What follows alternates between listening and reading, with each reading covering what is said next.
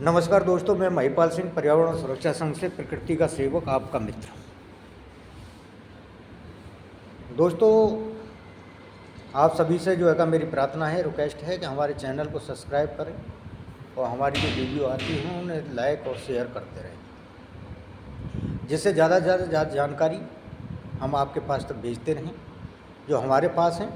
और कमेंट में आप भी अपनी टिप्पणी द्वारा अपना जो है का जो व्यू है, अपना जो दृष्टिकोण है वो भी भेजें प्रकृति या पर्यावरण के प्रति, तो जिससे हमारी भी नॉलेज जो है का बढ़े और आपकी भी नॉलेज बढ़े और हम सब मिलके एक प्रकृति की सेवा कर सकें और पर्यावरण को सुरक्षित कर सकें। मैं आप सभी का आह्वान करता हूं, जो लोग वाकई अपनी प्रकृति से प्रेम करते हो, अपने परिवार से प्रेम करते हो, रियल में दिखावा करने की ज़रूरत नहीं है भाई साहब, मैं रियल बता रहा हूँ कि जो आदमी प्रकृति से प्रेम नहीं करता, वो अगर जो ये दावा करता है कि अपने परिवार से प्रेम करता है, वो झूठा है, आडंबर है।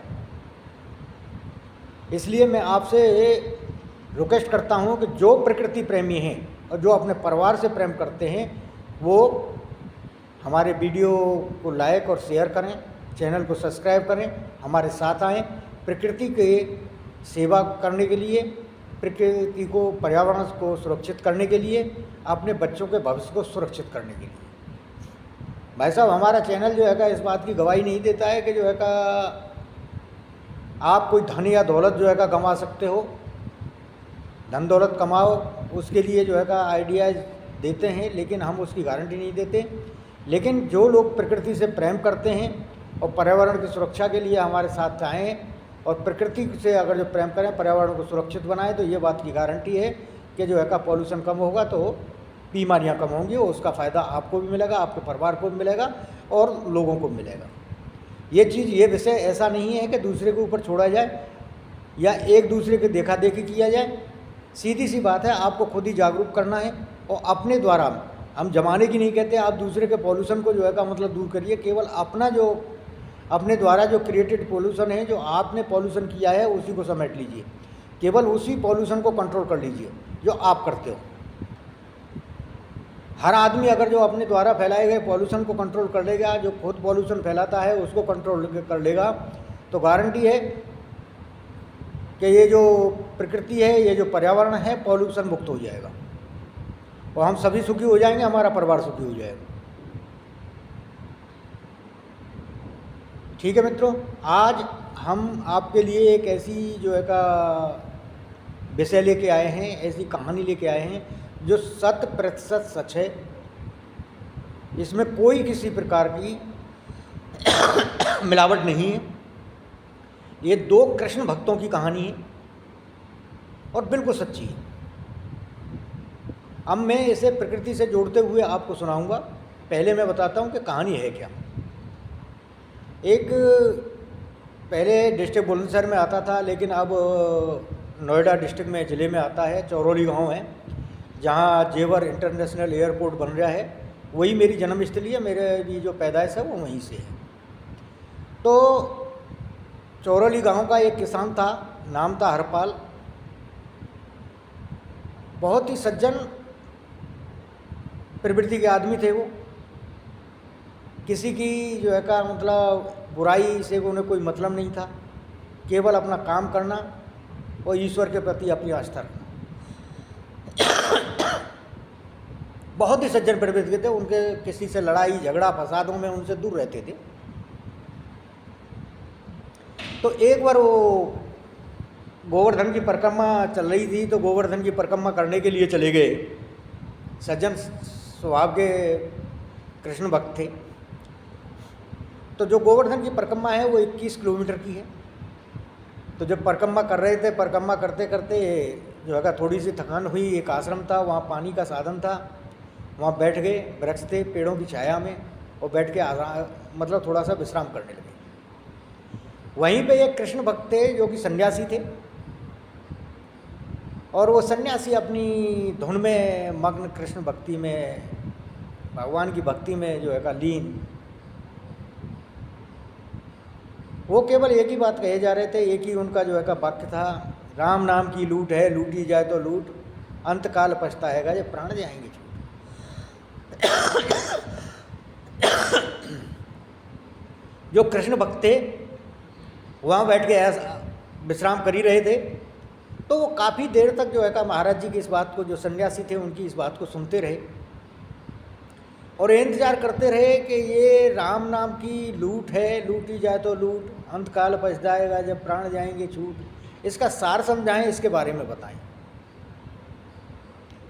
लेकिन महाराज तो अपनी धुन में ही धुन थे। जो सन्यासी थे, जो बाबा थे, वो तो अपनी धुन में जो है का मग्न थे। उन्हें क्या आभास इस बात का कि जो है का कोई इस बात का सार समझने की जो है का वो है, उन्हें इस बात का कोई ज्ञान नहीं। वो तो कृष्ण भक्ति में, राम भक्ति बिल्कुल मग्न। जब काफ़ी समय बीत गया और उनका सब्र जवाब दे गया, सब्र टूट गया हरपाल जी का, तो हरपाल जी ने कहा कि राम क्या ऐसे बावरे, राम का ऐसे बावरे जो करवाए लेंगे लूट, और सोटा ऐसो बाजे बाबा चांद जाएंगी फूट।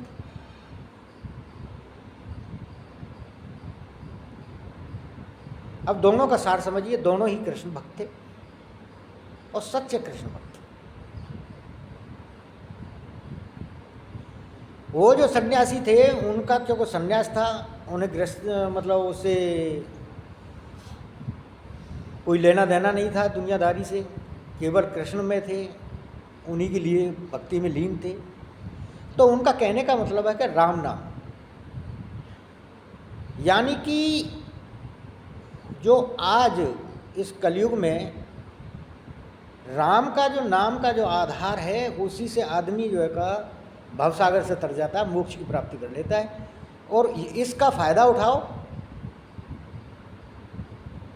इसका फ़ायदा उठा के राम नाम जपते रहो, यानी कि भगवान का भजन करते रहो और जो है का सत्कर्म करते हुए जो है का भगवान का भक्ति करते रहो, और जो है आप इस भवसागर से तर जाओ। नहीं तो बाद में पश्चाताप होगा कि मैंने अपना जो बहुमूल्य समय था, जब अंतिम समय आएगा, जब मृत्यु के करीब हो गए, तो मैंने वो समय खो दिया। उस समय पछतावे के अलावा कुछ हाथ नहीं लगेगा।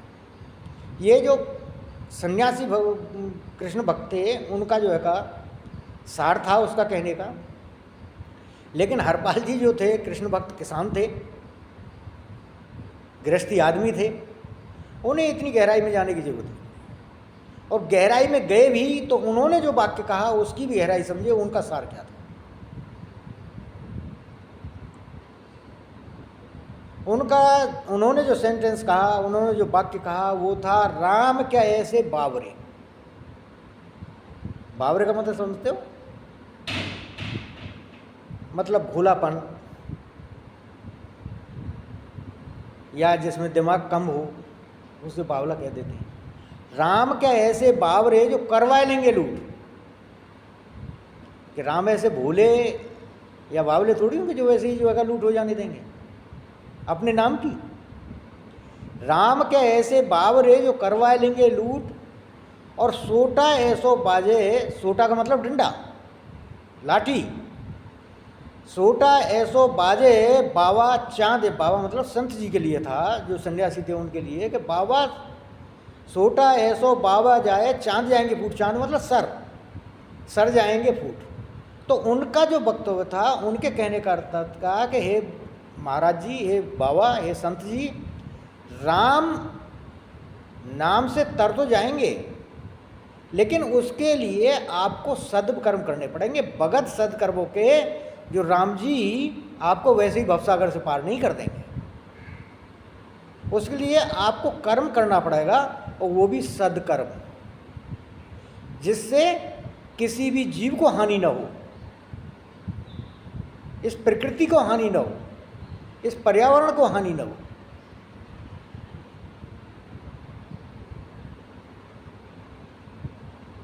ये कहने का सार था दूसरे कृष्ण भक्त जो किसान थे उनका।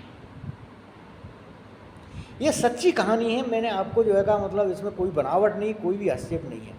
जो अक्षरश जो है का मतलब उनके द्वारा जो दूसरे कृष्ण भक्त हरपाल जी थे, जब मैं छोटा था 10-15 साल का था तो मेरी एक जिज्ञासा रही है लोगों से कि जब इस तरीके की कोई बातें सुनता था तो अगर जो वो मेरे नज़दीक होते थे तो मैं उनसे जाके पूछता था, उनसे बात करता था कि ऐसा ही हुआ था क्या। तो जब मैं 20-25 साल का हुआ और वो रोज़ाना उनका आवागमन हमारे साथ ही रहता था, मतलब हमारी तरफ से जहाँ जिधर खेतीबाड़ी को, मैं भी किसान का बच्चा हूँ, जिधर मेरा जो है का खेत था उधर ही उनकी भी खेतीबाड़ी थी, तो वो जब वो आते जाते मुलाकात हो जाती थी। तो रिश्ते में जो है का, हालांकि उम्र में हमारे पिताजी के लगभग ही थे, यानी कि 2-4 साल छोटे होंगे, लेकिन जो रिश्ता था हमारा वो उनसे भाई का था। तो मैंने उनसे पूछा, मैं भैया जी क्या ये जो लोग कहते हैं आपके बारे में कि ऐसे ऐसे कोई घटना हुई थी, जो प्रत्यक्षदर्शी थे उस समय आपके साथ थे, गोवर्धन परिक्रमा में गांव के लोग, तो वो कहते हैं कि ऐसा हुआ था क्या। बोले, उन्होंने मेरे को बताया कि हाँ ये बिल्कुल सही है, घटना ऐसी ही हुई थी, जो लोग कहते हैं बिल्कुल सच कहते हैं। तो ये 100% सच घटना है जो मैं आपको बताई है। अब मैं आपको आज के प्रकृति से जोड़ के बताता हूँ आपको कि आज प्रकृति आपको सब कुछ देने पर आमादा है। आप जो प्रकृति से लेना चाहते हो, जो आपकी जिज्ञासा है, वो प्रकृति देने को तैयार है। और लोग लूट भी रहे हैं, यानी कि प्रकृति का, उसका जो आप प्रकृति दे देने के लिए तत्पर है वो हमेशा रही है। आज लोगों ने पहचाना है, संसाधन की जो है का मौजूद हैं, तो आज जो लूट मची हुई है उस लूटने पर लोग आमादा हैं। लूटना, लूट लो, यानी जो नेचुरल रिसोर्सेज हैं, या ग्राउंड वाटर है, या पेट्रोलियम है, या खनिज हैं, चाहे वो लोहा है, सोना है, चांदी है, पत्थर है, कोयला है, जो भी है, ये हर चीज़ों को जो है का लूट से मची हुई है। संसाधन लोगों के पास हैं, आराम से जो है का उनको निकाले जा रहे हैं, लूट रहे हैं। तो ये संसाधन प्रकृति ने दिए हैं। जो संसाधन जिनसे जो है का आप इन चीज़ों को निकाल रहे हो, वो भी जो है का प्रकृति के द्वारा दी हुई चीज़ है। तो जब आप इस तरीके से लूट रहे हो, लूटे जा रहे हो, प्रकृति सब कुछ देने को तैयार है, लेकिन लूट का इतना फ़ायदा नहीं उठाना चाहिए कि उसको वेस्ट करो। जो आपकी ज़रूरत है उसको आप इस्तेमाल कीजिए, उतना ही प्रकृति से लीजिए जितनी की ज़रूरत है, व्यर्थ मत जाने दीजिए। व्यर्थ जाएगा तो वही राम का ऐसे बावरे जो करवा लेंगे लूट। राम मंत्र प्रकृति जब इस तरीके से अन्याय होते हुए देखेगी तो अपने को, आपको बैलेंस करने के लिए क्या करेगी। केदारनाथ कांड आपको मालूम है, सुना होगा आपने। कोविड काल आपको मालूम है, सुना होगा। और हर साल जो बाढ़ें, भूकंप आते हैं ना, वो भी देख ही रहे हो, वो वही नतीजा है। आसानी से नहीं हो जाएगा। प्रकृति यानी ईश्वर, यानी राम, वो सब कुछ उतारू देने के लिए उतारू है, सब कुछ देने के लिए तैयार है, लेकिन उसका सदुपयोग करना ये किसकी जरूरत, वो है मनुष्य की। अगर जो आप उसका सदुपयोग न करके दुरुपयोग करोगे तो प्रकृति शांत नहीं रहने वाली। उसे अपने आप को बैलेंस करना है, क्योंकि प्रकृति का हिस्सा मनुष्य ही नहीं, आपका ही पालन पोषण नहीं करना उसको, आपके अलावा भी और जीव हैं, उनको भी देखना है, उनका भी पालन पोषण करना, उनका भी अस्तित्व बचाना है। तो प्रकृति अपने आप को बैलेंस करने के लिए इस तरीके की आपदाएं आएंगी। इसलिए मैं बार बार कहता हूँ, चीज़ों का सदुपयोग करो, दुरुपयोग नहीं। आज आपको जो संसाधन मिले हैं उनका सदुपयोग करो, दुरुपयोग नहीं। पहले लोग प्यास से मर जाते थे, पानी आता था, बाढ़ें आती थी, जो है का बह जाती थी, संसाधन नहीं थे। बाढ़ के ऊपर, वर्षा के ऊपर जो है का आपकी कृषि जो एग्रीकल्चर था वो जो है का डिपेंड था। वर्षा हो गई तो अन्न पैदा हो गया, नहीं तो नहीं हुआ। आपके संसाधनों की मेहरबानी से आज जो है का आपको पानी, फसलें आपकी पानी के बगैर नहीं सूखती, भरपूर मिलती है। जहाँ आपकी जो है का पैदावार थी उसके दुगनी तिगनी चार गुनी आप पैदावार ले रहे हो। अब सही है, आपने पानी के लिए संसाधन पैदा हो गए और आप जो है पानी का यूज करने लगे, तो जहाँ आप एक बाल्टी पानी में अपना नहाने धोने का उसका खर्चा चलाते थे, एक बाल्टी में जो काम हो जाता था आप उसके लिए 50 बाल्टी खर्च कर रहे हो। तो ये दुरुपयोग है या नहीं है? डीजल पेट्रोल जो कि आप बचा सकते हो, उसे बचाने के बाद में वैसे ही बाहर है। भाई कोयले से बिजली बनती है, खनन होता है, उस बिजली को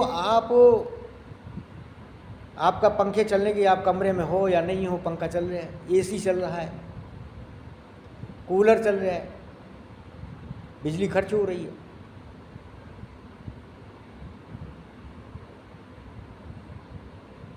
वहाँ भी आप देखिए प्रकृति के जो है जो नेचुरल रिसोर्सेज है, प्राकृतिक जो है स्रोत हैं, उसका दुरुपयोग कर रहे हो। कागज है, कागज को आप जो है लेते हो, दुरुपयोग करते हो। पहले लोगों के पास कागज नहीं थे, भोजपत्र थे, पत्तों पे लिख लिख के उन्होंने जो है अपना इतिहास को जिंदा रखा, हिस्ट्री को जिंदा रखा। आज आपके पास में कागज है तो उसका दुरुपयोग इतना है। तो प्रकृति जब इस तरीके के आप कारनामे करोगे, भोजन है, अन्न है, आज भयो आता है, कोई आदमी जो का भूखा नहीं, अन्न इतना है, लेकिन उसी अन्न को आप जो है का फेंक देते हो। आधा खाते हो, आधा फेंक रहे हो, आधा खा रहे हो, आधा फेंक रहे हो।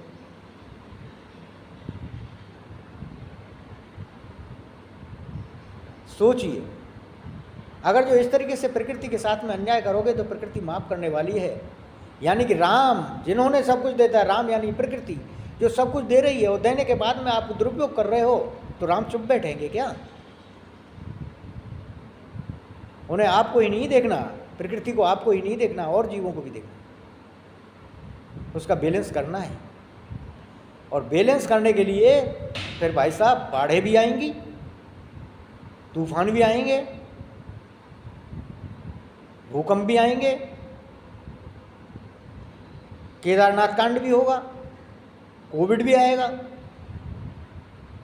और भी बहुत सी त्रयोदशी आएंगे। क्योंकि प्रकृति को अपने आप बैलेंस करना, अपने आप को बैलेंस करना।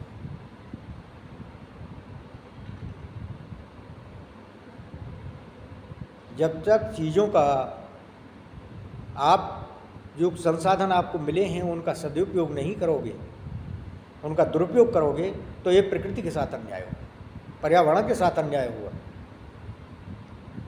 पॉल्यूशन क्रिएट होगा, बीमारियां बढ़ेंगी, बाढ़ें आएंगी। हमें संसाधन मिले, हमने जो है नदियों को बांध दिया, नदियों पे काबू कर लिया, तालाबों को मिटा दिया,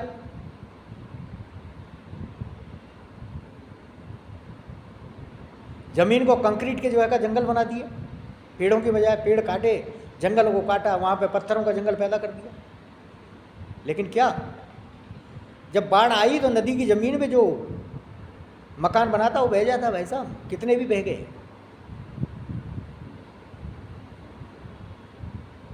आप अपनी सुरक्षा कीजिए, अच्छी बात है,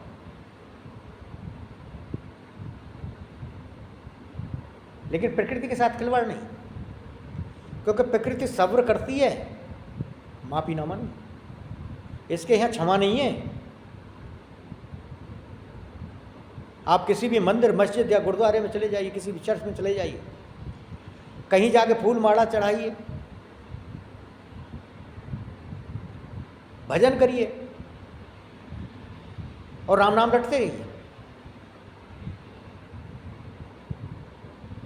लेकिन जो अन्याय प्रकृति के साथ में किया उसका तो खामियाजा भुगतना पड़ेगा भाई साहब। कोई भी आपको माफ़ नहीं करता। किसी मस्जिद में जाकर के इबादत कर लीजिए, 5 टाइम की नमाज जो अदा करते हो डेली करिए। अल्लाह से कितना भी जो है कि भीख मांग लिए, हाथ फैला लीजिए, लेकिन वहाँ सुनवाई नहीं है। प्रकृति के साथ में जो अन्याय किया वो तो भुगतना पड़ेगा। जाके गिरजाघर में, चर्च में जाके कितने भी कैंडल जला लीजिए,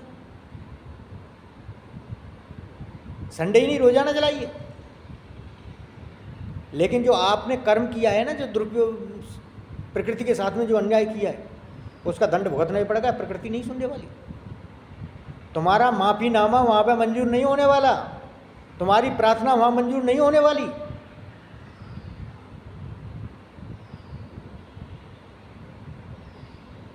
सुनिए, समझिए और करिए। अपने बच्चों के भविष्य के लिए,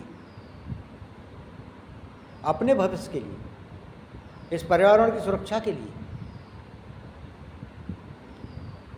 चीज़ों का सदुपयोग कीजिए, संसाधनों का सदुपयोग कीजिए, दुरुपयोग नहीं।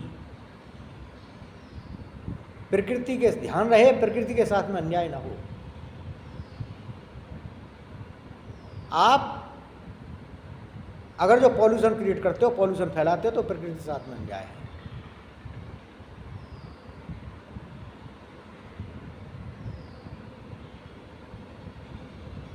नमस्कार दोस्तों,